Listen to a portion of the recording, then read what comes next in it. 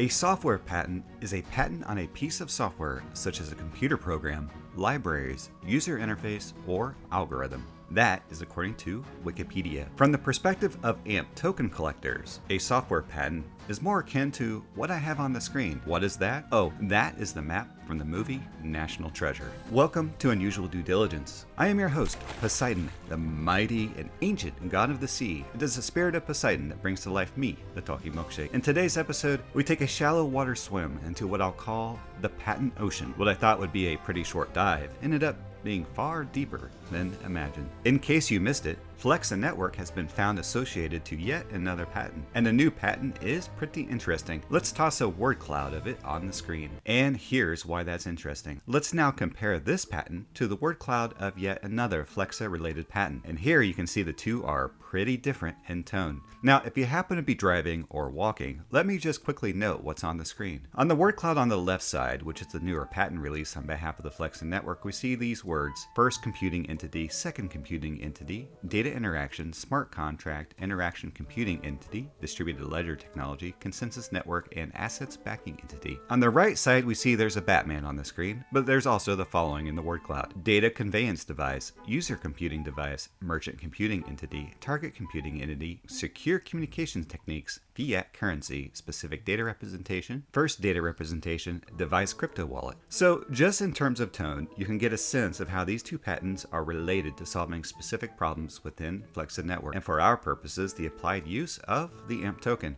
But there's something that stood out to me while reading through the thick wall of patents, and that something is the following line. Quote, a fixed computing device may be a computer, PC, a computer server, a cable set-top box, a satellite receiver, a television set, a printer, a fax machine, home entertainment equipment, a video game console, a fixed merchant point of sale POS device, for example cash register, and or any type of home or office computing equipment. End quote. This sentence had my mind abuzz because there are ideas here that involve the AMP token I had never, not even once, considered. So to kind of fact check myself, I went Googling to see how often this exact phrase was used. And the answer is there are 6 patents that specifically use this exact sentence. So I leaned back a bit and began thinking, what if this sentence is more than a specific patent call out? What if this were an indication of how the future of shopping might even happen? And then all of a sudden, I had this light bulb click that was pretty incredible. Let's start by just noting the fundamentals of how the AMP token works. The simplest way to explain this is that there's a QR code.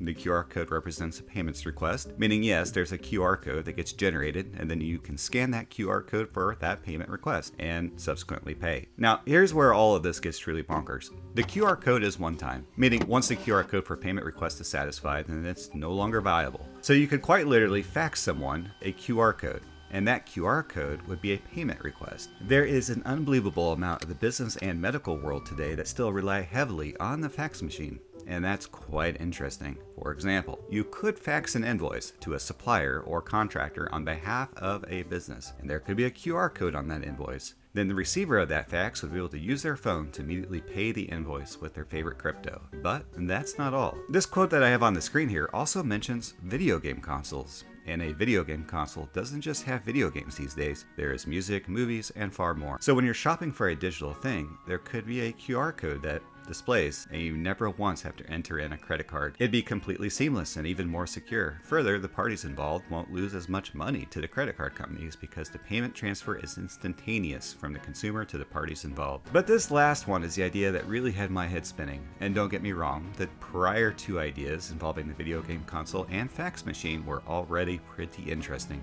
This last idea was the one that made me realize that we're on the cusp of a payments not revolution, but paradigm shift. I say that as someone who grew up on late night television. Within this same system, one could also do something that is borderline miraculous. You could have a broadcast television ad with a QR code. That QR code will allow you to buy the items shown on a screen from, say, the Home Shopping Network or a display of an ad. There's a gap here around identity, meaning how to ensure that if you bought that late night splurge of purchase with your favorite cryptocurrency, that the item would be delivered to your home. And I'm going to suggest that problem might already be solved, or at least we're exceptionally close to it. Consider the Shopify Shopcodes shown on the screen. So you could see an advertisement on a printout for a pizza, scan the QR code, and it immediately pop up the customization, delivery, and payment, All of that from the convenience of your favorite crypto wallet. That pizza is a single-click purchase, powered perhaps with the fraud protection and insurance capabilities of the AMP token. Is this seamless concept of the future of e-commerce coming? It's hard to say, but I do know this. This is Unusual Due Diligence. I am your host, Poseidon, god of the sea, and whose spirit animates me, the talking milkshake. In today's fresh episode, we took a look at a patent to consider 3 possible areas where the Flexed Network AMP token might lead us. Quote, I wonder if those QR codes might be useful in these YouTube videos somehow. I'll have to look into that. End quote. Make waves, my friends.